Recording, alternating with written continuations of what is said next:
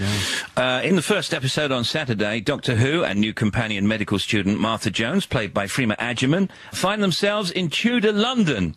No, that's episode 2. Oh, yeah, I knew that. That's episode 2, everybody. Yeah. Episode 2 also features the Doctor's first meeting with William Shakespeare as he follows yet another plot to destroy the Earth. So do you get to meet Shakespeare in the first show or the second show? In the second show, yeah. Okay, so what happens in the first show?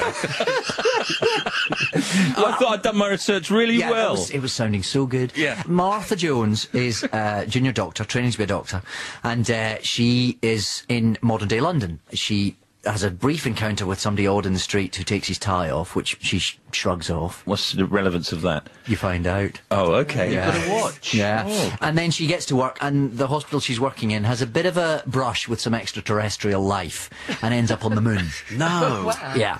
So the first episode takes place in a London hospital on the moon. Wow. And is that an NHS-run hospital? Oh, yeah.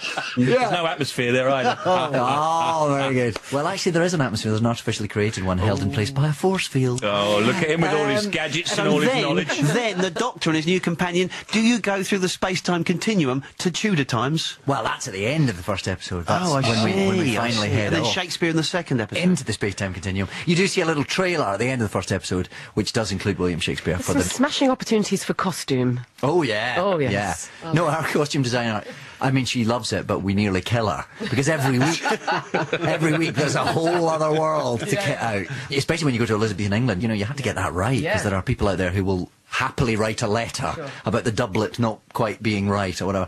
They're spending a lot of money on Doctor Who, it seems to me. Well, they're not spending as much as you think. I know that. I'm not criticising in any way. I think it's fantastic. I mean, because we remember Doctor Who when it was cardboard sets and Cybermen made out of old Hoover parts. There's still a use for every Hoover part. Please, don't spoil it for me now.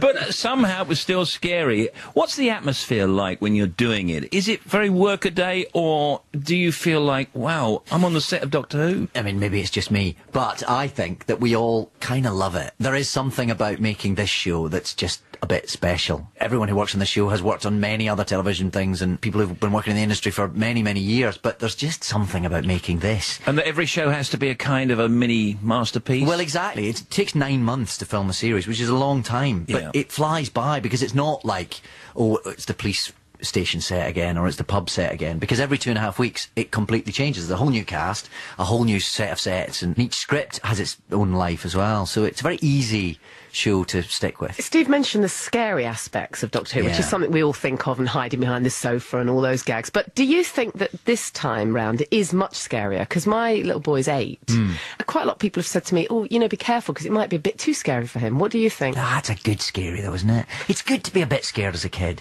And I think kids have a better grasp of what's fiction and what's reality than we give them credit for. And I think there's a sort of rites of passage to getting a bit scared, isn't there? And Doctor Who, in a way, maybe there's a safety net there. It allows you to know what it is to be scared, but still know it's going to be all right at the end of the day, and the Doctor's going to win through. It's a thrilling scary rather than... But don't you think the Doctor's a little scary as well? I mean, you bring a great manic quality to it. Sometimes. I think he should be. I mean, he's an alien. I think they've all had that quality to them, don't you? Yeah, your Doctor he was almost alarmingly eccentric. It's like harking back to Patrick Troughton.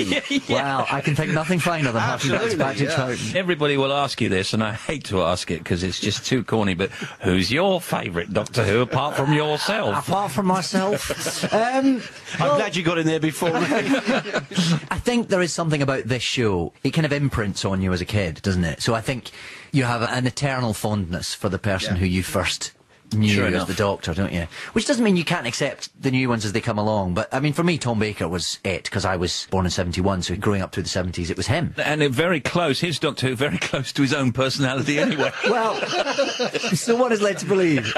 Yeah. But maybe that's why he was so good. I think so, yeah. Let me just take a break and come back in a sec, if that's all right. You got some time? Yeah, you okay? You not got to go anywhere? I'm going nowhere. He's got all the time in the world. What are you talking about? Plenty of room in there, isn't there, by the way? Yeah. Seen that, police box? David Tennant is with us. He became the 10th Doctor in 2005 and was voted Best Doctor in the 2006 Doctor Who Magazine Awards. He also won Best Actor at the National Television Awards last year. David has an impressive stage CV, including work at the RSC, the National Theatre, and the Donmar Warehouse, and other stuff, movies, TV, and all of that kind of stuff. And he's with us today. We're going to come right back with David Tennant.